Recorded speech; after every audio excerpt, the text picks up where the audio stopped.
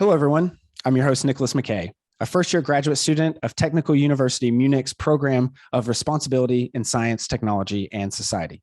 This is our 8th episode of STS Shorts, a new video series from Eclectic Spacewalk, in which we dialogue with a researcher, lecturer, writer, and/or eclectic human in the science, technology, and society discipline or related fields.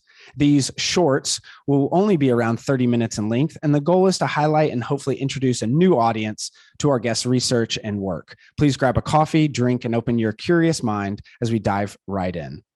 Today, we are pleased to be joined by Danya Glabau. Danya is an anthropologist of medicine and technology and the director of STS at NYU's Tandon School of Engineering. She also teaches courses at the Brooklyn Institute for Social Research and has a new book out, Food Allergy Advocacy, Parenting and the Politics of Care. Welcome to STS Shorts, Danya. Hi, thank you so much for having me. So first off, tell us a little bit about yourself, maybe a little intro of your, academic career, and how did you get into, the STS field in the first place? Sure. So growing up, I always wanted to be a life scientist, actually. And I did my undergrad at Cornell University in upstate New York with AIM. I majored in biology, studied plant biology, worked in a couple of labs, did a lot of lab classes, ended up working in a science museum as well. So, kind of really thought that was a path I was going to take. But I realized that kind of what grabbed me the most out of my classes, especially kind of upper level research classes, were really the stories behind the scientific theories rather than the science themselves. So I started to kind of scratch the surface there and see if there was more to learn about the stories behind biology. And also taken some humanities classes. I was at Cornell, so I read lots of French theory in French.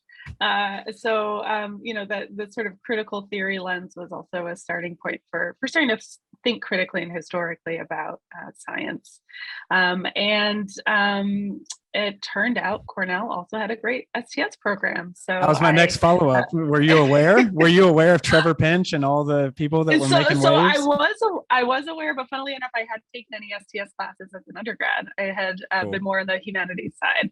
And so, you put those two things together and you kind of land in the middle at STS, apparently. So, I'd applied around and Cornell was on my list, it just turned out to really be the perfect fit. So I stayed there for grad school.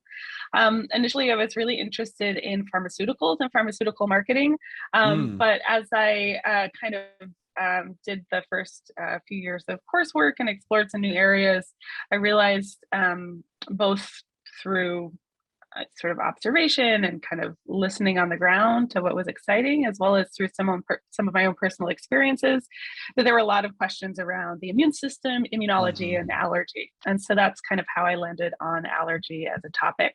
And then as I did some initial interviews, I realized that a space where there was a lot of real contentiousness, a lot of patient activism, a lot of questions that still needed to be answered was food allergy. And so that's how I kind of ended up there. So it was a little bit of a circuitous path, but I'm kind of happy with where I landed. And I think I learned a lot in the process, of course. Yeah, sounds like it. Yeah, sure. And then from there, I actually left academia twice to work in industry and kept getting pulled back in, first through my work at the Brooklyn Institute, and then through starting to teach at NYU Tandon in the fall of 2017. Sort of right place, right time situation, I ended up being able to come on full time and into the role I am now, where I am very happy that it all worked out like this. Wow. That sounded, like you said, a circuitous kind of route a little bit. Was there ever a defining kind of moment in there where you kind of knew that this was like a light bulb moment? Because you said you were interested in life sciences at first. Was there like a paper or some type of thing, or was it more of a cumulative, like you just started, keep getting interested, diving deeper and stuff? Mm-hmm. Yeah. So there was one class in particular that I took as a sophomore in undergrad that was really like the turning point. And it was one of those things where it happened and I didn't think very much of it and I couldn't get it out of my head. And it was Oh, just cool. a professor. It was an upper level plant bio class. I kind of talked my way into it as a sophomore. Hmm. Was mostly grad students, and the professor was a longtime Cornell professor. And what really hooked me was he had access to an old lab that everyone had forgot about that had Barbara McClintock's original maze slides that she published her famous chromosome research on, just in a Whoa, drawer in cool. this abandoned lab. So we actually spent a lot of time in there making our own slides, kind of using techniques that have fallen out of fashion, cytology techniques from the 40s and 50s, Hmm. playing with different kinds of light microscopy as our lab. And it just seemed like there was so much that had been forgotten and so many interesting stories and know-how there that he had spent so much time excavating and trying to kind of fold into his very contemporary pedagogy. That that just hooked me as indicating that there was a lot below the surface of what I was learning in classes, and I wanted to know those stories. Oh wow, that's Yeah. super cool, super cool. So then I guess we'll get into your teaching and some of the other stuff that you do at NYU. But first, I think it's top of mind is you released a book last year, or last month, excuse me, Food Allergy Advocacy: Parenting and the Politics of Care. So, I mean, I think that'd be a generative way to start, since that was the kind of what you first started or first was interested in.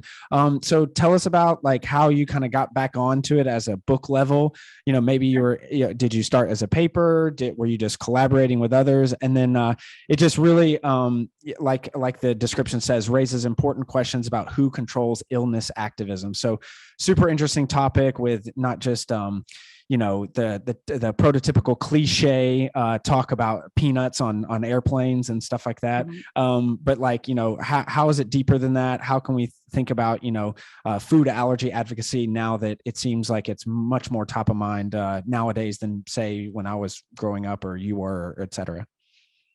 Sure. Yeah. So this book came out of my dissertation research, right? Okay. And so that project was conceived as very individual. So the kind of U.S. model of PhD research in STS is very individualized. So this Yep. was kind of my individual project that I started a couple of years into grad school.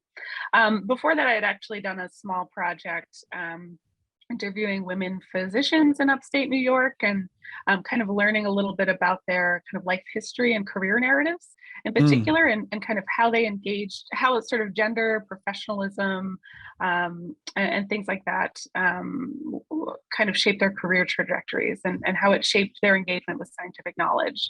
So I also had that, right? So I was interested in allergy, food allergy, and interested in these, how kind of social positioning shapes people's encounters with scientific knowledge and Sure. practice. So that was kind of the fertile ground into which I, planted some seeds of interviews. So the project was about 2.5 years of multi-sided ethnography. It's a really capacious category, of course.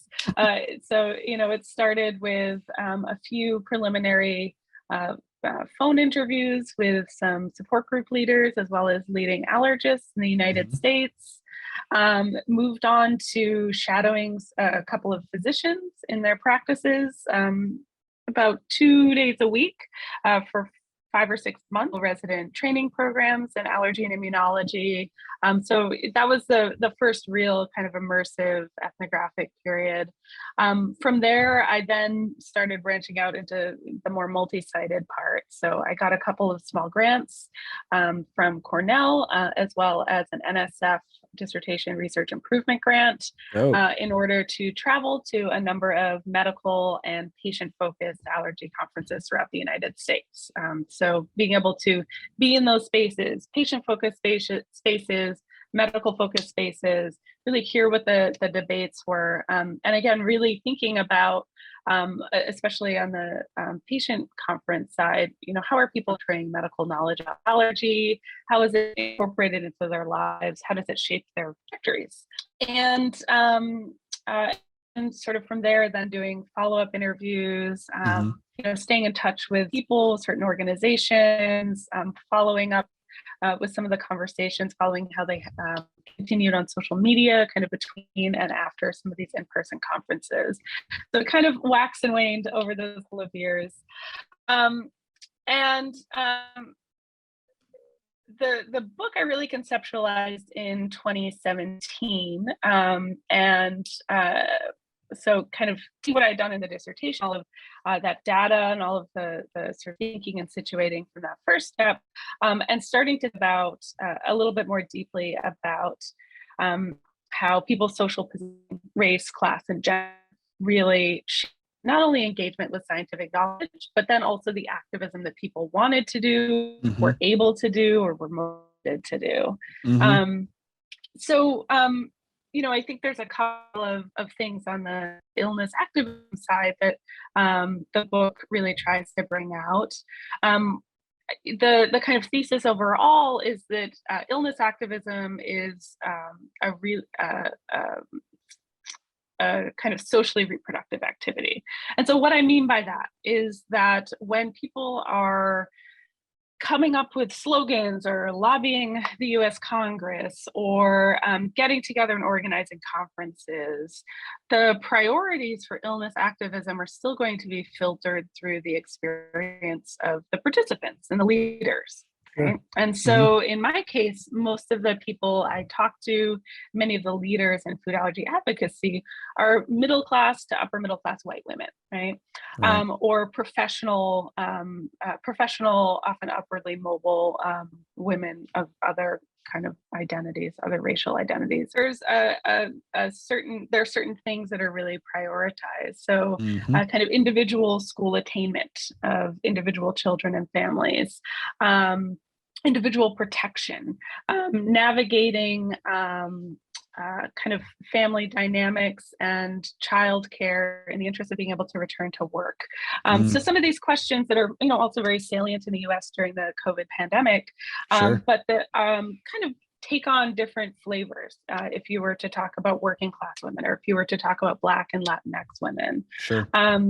Another thing that I thought a lot about were the different forms of nostalgia at stake in some of the messaging and some of the goals, right? So one thing that constantly came up for when I talked to families with young children was the really strong desire to have, a beautiful birthday party for a 1 or 2 year old with, cake and ice cream. And, as children got older, they wanted them to go to summer camp and play soccer and go away, right? All of these markers of a kind of comfortable white middle class 20th century life were some of the real focal points of this movement, right?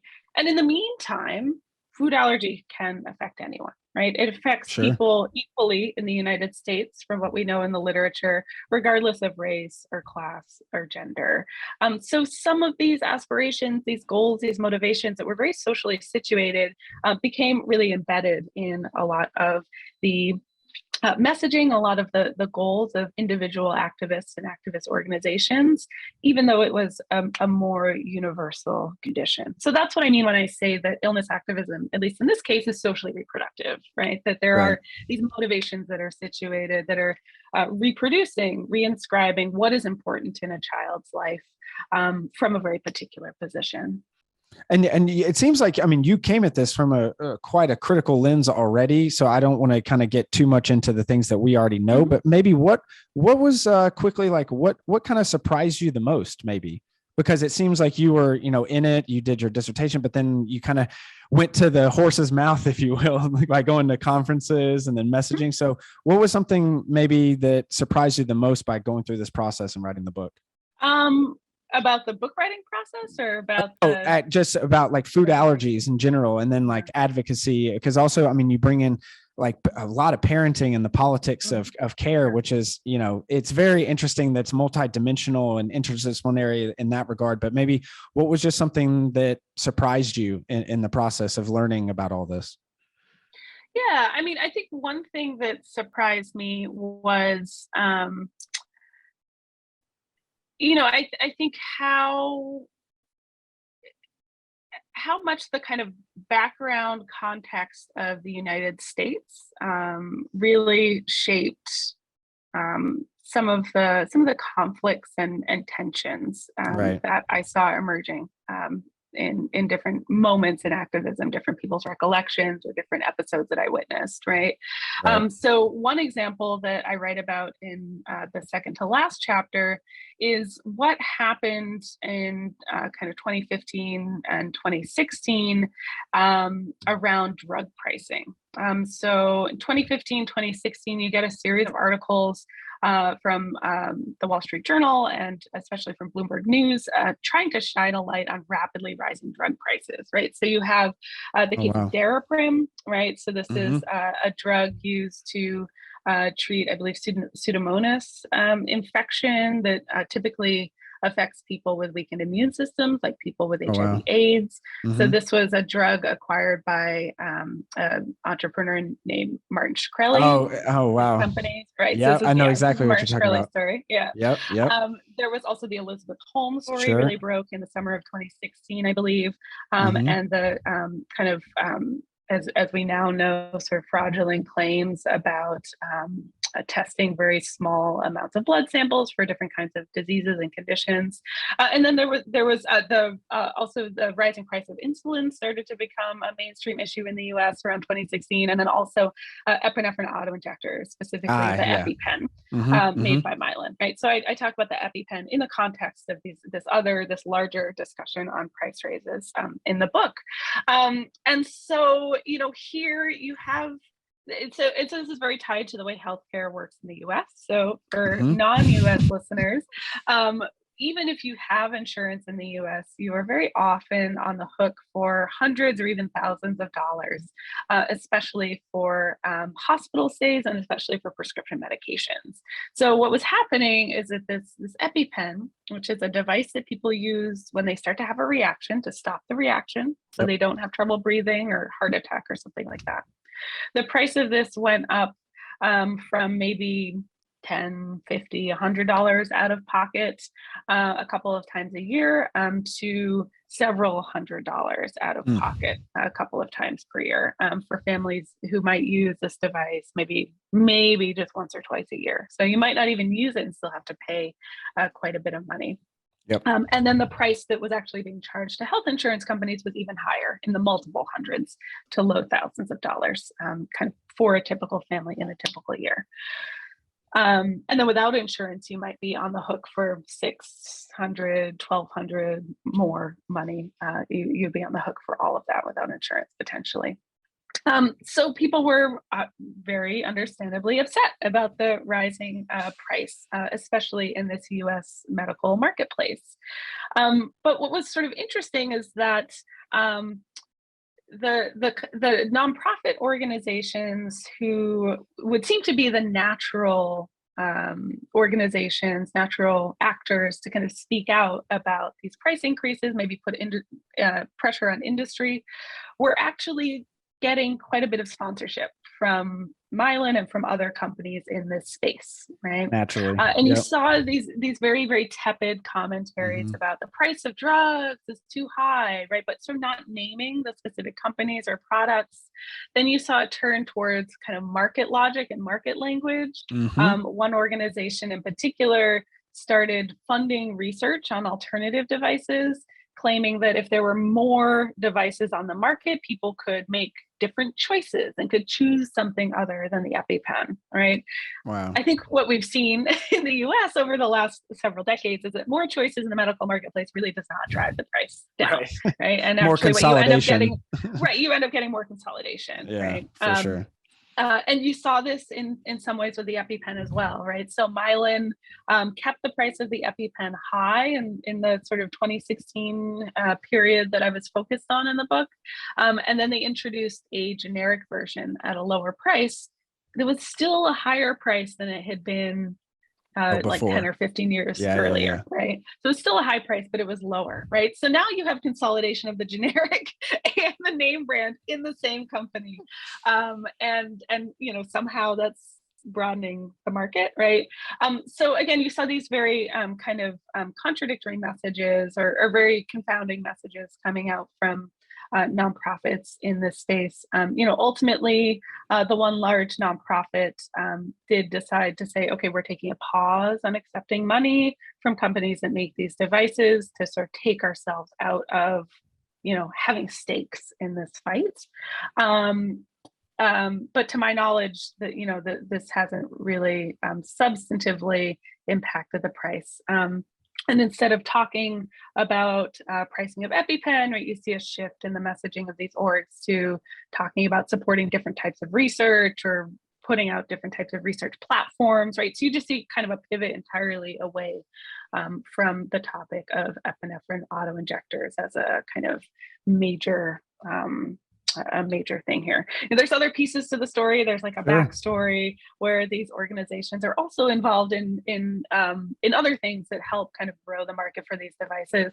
I will let listeners read the book for some of that, right? So, but this is all to say that we think of we sort of accept that medical products, medical companies, actors like nonprofits who claim to be acting on behalf of patients, right? We expect that there is some degree of altruism in what these actors do.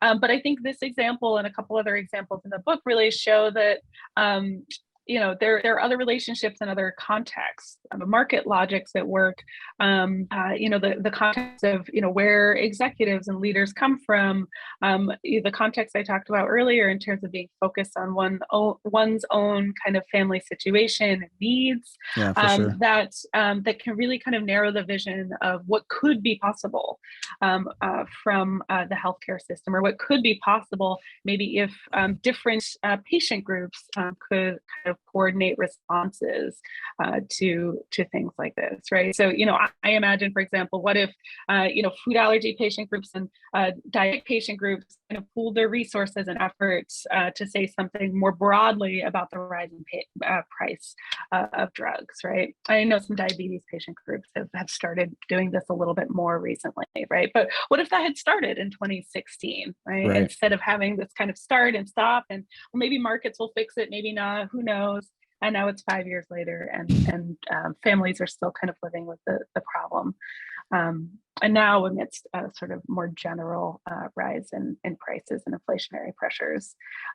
So that's another thing. And that's kind of the ending note in the book. It's like, what if we set aside these market logics? What if we set aside the kind of aspirations of whiteness or nostalgia to, sort of good middle class life and thought outside the box, thought across coalitions, across illness categories, across patient movements, to really dig down deeper into, fundamentally what might need to change in American medicine to truly support individuals and families managing chronic conditions. Super interesting. And I love how you brought up the kind of in framing, how kind of the conversation is dictated by not just like market forces, but industry, and then also government, politics, et cetera. But so I'll put a link, obviously to your website, and people can get the book, Food Allergy, Advocacy, Parenting, and the Politics of Care.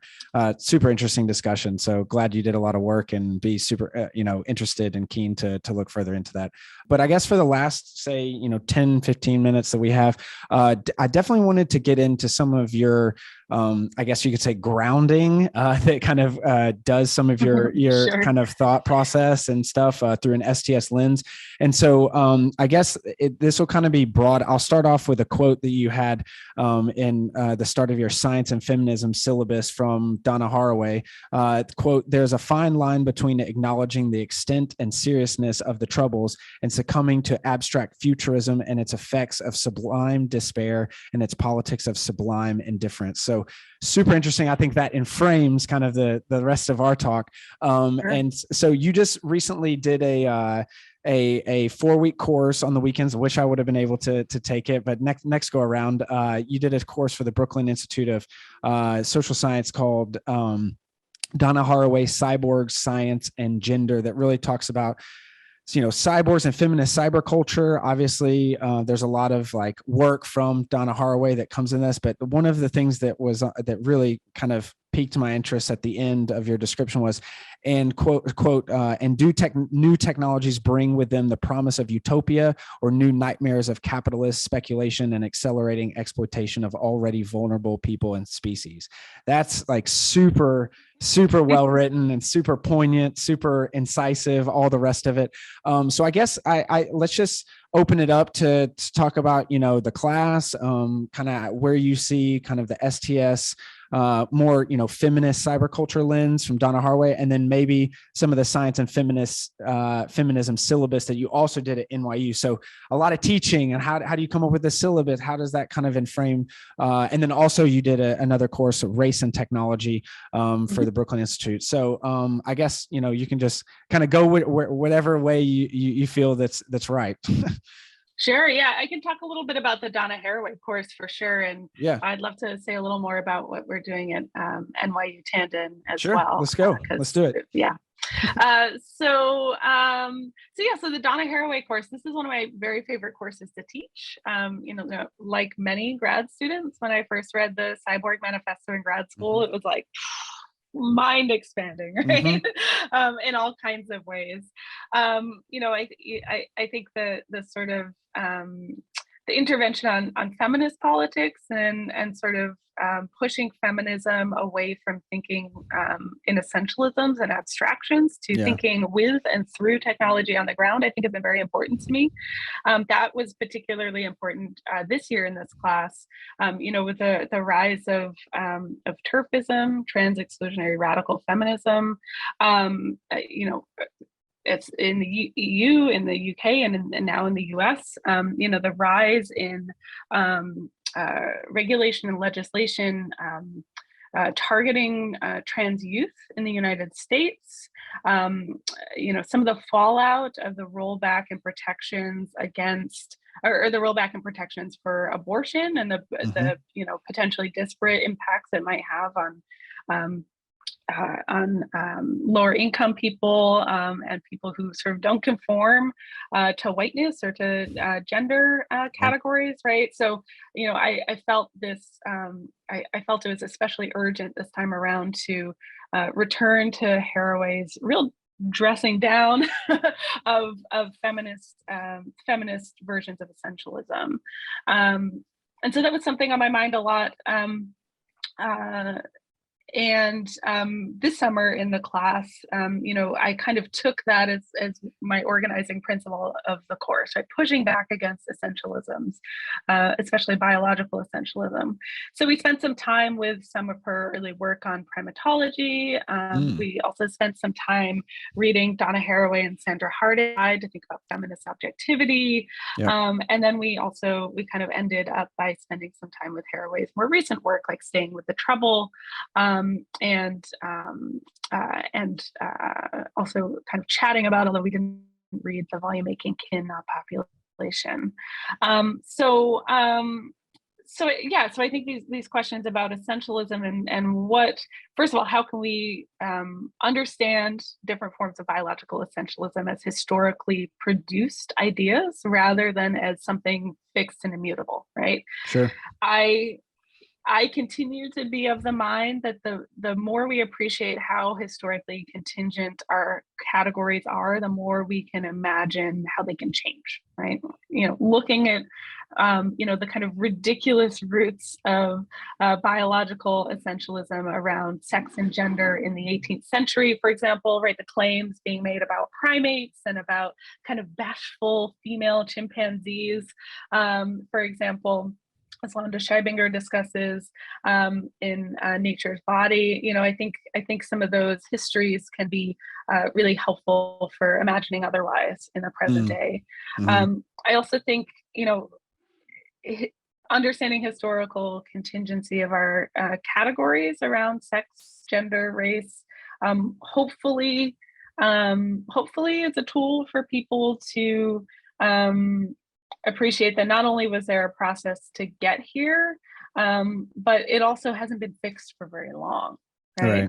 A really kind of pithy example is, the encoding of which colors are masculine and feminine, Oh, sure. Right. changed rapidly, right, within the United States in the 20th century, right, where kind of light blue used to be an appropriate color for young girls, and because pink was a variety of red that was too passionate, right? At least that's a kind of apocryphal story I've always understood. So I think there's a real usefulness for understanding, as Haraway puts it, right, the radical historical contingency of our categories. Mm-hmm. And also, I think the challenge to feminism and to other types of social movements is really pivotal, because as we're seeing, there's plenty of people who would claim to be feminists who are aligning themselves with biological essentialism, mm-hmm. which again, it is I don't think is in the spirit of justice that feminism would tend to encode, and I don't think it's in the spirit of like critical thought that scholarly feminism encourages, right? To sort of uncritically accept some categories from biology as immutable and reject others, or see others as manipulable is kind of illogical, right? And I use the word illogical, knowing all of the things that word encodes, right? But it's not what feminism teaches. So I felt that was a really urgent thing. But I think other things in Haraway that I've kind of drawn on in my work in other places is, again, I think for the Cyborg Manifesto in particular, thinking about how we live with technology rather mm-hmm. than simply critiquing the effects of technology. Mm-hmm. And I think this is a really hard one, because the effects of technologies like smartphones, like gig economy platforms, and so it can be hard to think. I think there's a need to think about, how do we live with these? And the answer might be like, we regulate them to hell and back. Yeah. Right. But I like abolition as a platform, but I think we can also think about other modes of engagement with technologies, or at least in the meantime, on the way to abolition of some facial recognition, for example. Sure. So I find that sort of helpful for thinking about, but it's also really frustrating. And I think that's one thing that my students really struggled with this year is, it felt like we were on the cusp of really significant change in the United States in the first year of the pandemic, right? We had expanded unemployment insurance. We had large-scale street protests in response to the killings of several Black people by the police. We had, the pandemic seemed to really challenge our caretaking infrastructures, things like schools and hospitals, mm-hmm. and reveal how fragile they were and how in need of remaking they are. And then it all kind of fell by the wayside. Yeah. So I think it's really difficult at this moment, I think, to think about living with technology and living in sort of embedded in these techno-scientific infrastructures, because it felt like they were going to change and then they didn't. So that's always a hard thing to think through, but I think it was especially hard in the class this year. So yeah, those are a couple of things that I think about there. At NYU Tandon, so it's an engineering school. Yeah. I'm a social scientist, a deep within, Danya. Yeah, so I'm deeply embedded, and I love the students there. They're some of my favorite students that I've ever had the privilege to teach, and we found myself and my teaching colleagues there have found, students really have these critical questions about how to live well with technology while making their own way in the world. These questions about, where they come from, right? Mm-hmm. So we have a lot of Black and Latinx students from the New York City and tri-state area enrolled at Tandon, much higher proportion than typically, or than similarly ranked engineering schools, certainly. A higher proportion of first generation students. We're almost at parity with men and women. Again, very unusual for a United States engineering school. Yeah.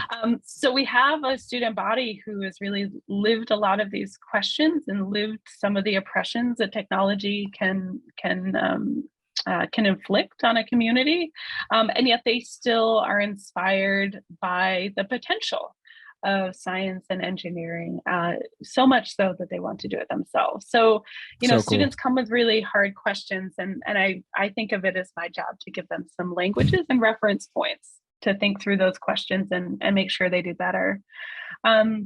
So we actually have a feminism and STEM minor that I also oversee as part of STS, and we really try to blend sort of theory and history with different sorts of practice. So, for example, we include classes from some of my colleagues in critical design as options, where students can get a little more hands-on, thinking through themes of feminism and other forms of disability, race, class, migration, and immigration, right? These various interlocking forms of difference. I'm actually revamping the intro class for that class right now, and it's essentially going to be a methods class, right? What does it mean to study science and technology as a feminist? So we're thinking a lot about feminist objectivity. I'm thinking a lot about the different tools of feminist analysis, from interviewing to autobiographical writing to proceduralism, right? So we're going to look at some lab manuals, like the CLEAR lab manual, and think about how rules and standards and infrastructure can make a STEM space more inviting and more livable for people who are not kind of white, rich, cis, straight men. So that's something I'm really excited about. And as you mentioned, I previously taught a class just on science and feminism. So it kind of grows out of that, and seeing how students were really inspired by the stories and the theory, but didn't quite know what to do with it. So we're going to try to tackle, how do you do feminism in a STEM context? And I'm very excited about it.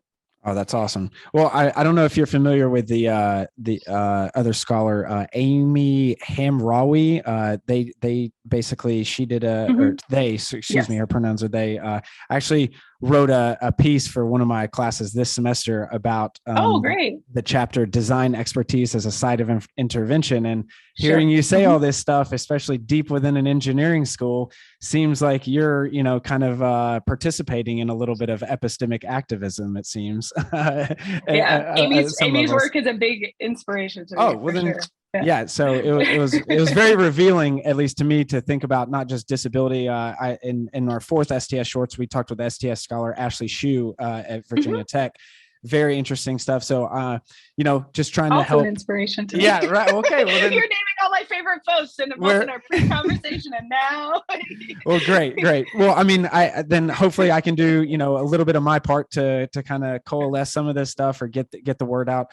But yeah, this conversation is super important, super interesting, and I think that kind of work is desperately needed to not just, but the work doesn't have to be just by scholars, et cetera. It needs to be taken up by more of the general public, more of the institutions and things like that as well. And hoping, you and us and everyone involved make a big wave in this. So I do appreciate that, but I think that's all the time we have for today. I want to thank you again. Let's remind everyone of your book. I will put it in the show notes. So Food Allergy, Advocacy, Parenting, and the Politics of Care. Thank you so much for coming on STS Shorts, Danya. Thank you so much for having me. Thank you, everyone. All right.